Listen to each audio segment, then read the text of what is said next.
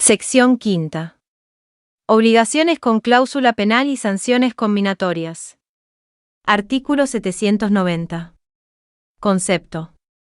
La cláusula penal es aquella por la cual una persona, para asegurar el cumplimiento de una obligación, se sujeta a una pena o multa en caso de retardar o de no ejecutar la obligación.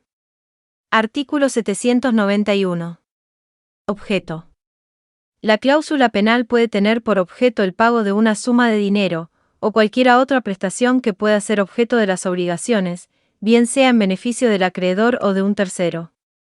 Artículo 792. Incumplimiento.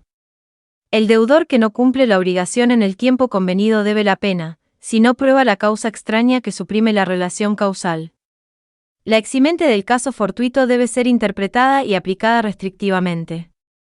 Artículo 793. Relación con la indemnización.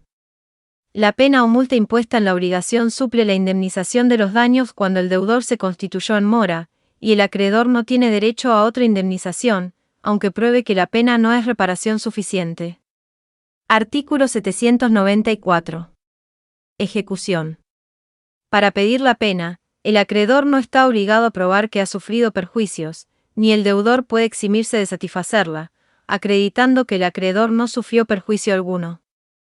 Los jueces pueden reducir las penas cuando su monto desproporcionado con la gravedad de la falta que sancionan, habida cuenta del valor de las prestaciones y demás circunstancias del caso, configuran un abusivo aprovechamiento de la situación del deudor. Artículo 795. Obligaciones de no hacer. En las obligaciones de no hacer el deudor incurre en la pena desde el momento que ejecuta el acto del cual se obligó a abstenerse. Artículo 796. Opciones del deudor. El deudor puede eximirse de cumplir la obligación con el pago de la pena únicamente, si se reservó expresamente este derecho. Artículo 797. Opciones del acreedor. El acreedor no puede pedir el cumplimiento de la obligación y la pena, sino una de las dos cosas, a su arbitrio, a menos que se haya estipulado la pena por el simple retardo, o que se haya estipulado que por el pago de la pena no se entienda extinguida la obligación principal. Artículo 798. Disminución proporcional. Si el deudor cumple solo una parte de la obligación, o la cumple de un modo irregular, o fuera del lugar o del tiempo a que se obligó, y el acreedor la acepta, la pena debe disminuirse proporcionalmente. Artículo 799. Divisibilidad.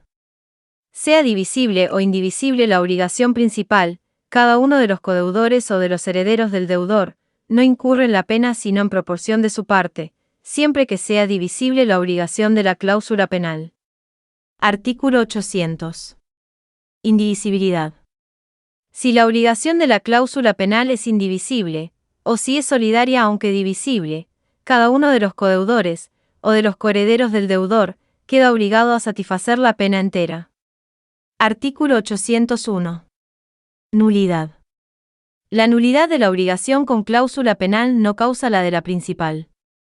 La nulidad de la principal causa la de la cláusula penal, excepto si la obligación con cláusula penal fue contraída por otra persona, para el caso que la principal fuese nula por falta de capacidad del deudor. Artículo 802. Extinción de la obligación principal. Si la obligación principal se extingue sin culpa del deudor, queda también extinguida la cláusula penal. Artículo 803. Obligación no exigible. La cláusula penal tiene efecto, aunque sea puesta para asegurar el cumplimiento de una obligación, que al tiempo de concertar la accesoria no podía exigirse judicialmente, siempre que no sea reprobada por la ley. Artículo 804. Sanciones combinatorias. Los jueces pueden imponer en beneficio del titular del derecho, condenaciones combinatorias de carácter pecuniario a quienes no cumplen deberes jurídicos, impuestos en una resolución judicial.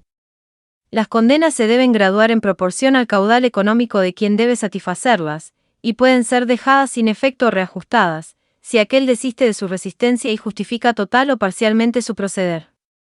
La observancia de los mandatos judiciales impartidos a las autoridades públicas se rige por las normas propias del derecho administrativo.